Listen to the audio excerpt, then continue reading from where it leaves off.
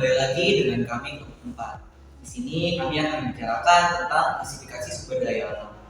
Nah, klasifikasi sumber daya alam itu sendiri dibagi menjadi 3. Sumber daya alam berdasarkan jenis, berdasarkan potensi, dan berdasarkan sifatnya. Nah, gimana? Aku pengen nanya, kalau sumber daya alam berdasarkan jenis itu kayak gimana ya? Bisa jelasin? Oke, baik. Sumber daya alam berdasarkan jenisnya itu terbagi menjadi 2, yaitu sumber daya alam hayati dan non-hayati. Sumber daya alam hayati termasuk di biotik, yaitu sumber daya yang berasal dari makhluk hidup. Contohnya seperti tumbuhan, hewan, manusia, dan lain-lain. Kemudian yang sumber daya alam non-hayati termasuk pada abiotik, yaitu sumber daya alam yang berasal dari benda mati, seperti air, udara, dan bahan tambang. Oke, baik. Jadi klasifikasi sumber daya alam kan sudah ada berdasarkan jenisnya. Kemudian yang berdasarkan potensinya itu menurut seperti ini. Kalau menurut saya sumber daya alam yang berdasarkan potensi itu kan dibagi menjadi 3. Yang pertama materi, yang kedua energi, yang ketiga itu ruang. Kalau contohnya itu bagaimana ya? Kalau contohnya sumber daya alam yang material contohnya itu seperti kayu, besi, kaca, dan lain-lain.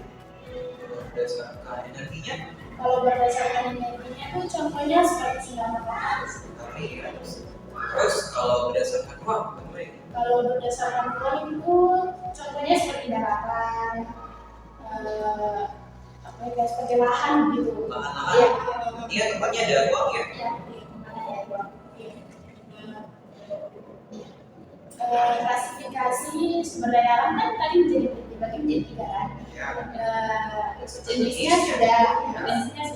Nah, sifatnya yang saya tanya. Jadi kalau menurut OSLI itu sumber daya alam berdasarkan sifatnya itu seperti apa? Kalau sumber daya alam berdasarkan sifat itu dibagi menjadi 2, yaitu sumber daya alam yang diperbarukan dan tidak dapat diperbarukan. Nah, kalau yang terbarukan ini maksudnya itu ke sumber daya alam yang berasal dari proses alam yang berkelanjutan dan sifatnya itu tidak akan habis. Contohnya seperti hewan, tumbuhan, air, dan udara.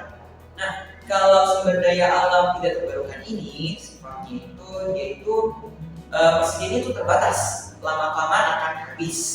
Contohnya itu seperti minyak bumi, gas alam, dan batu bara.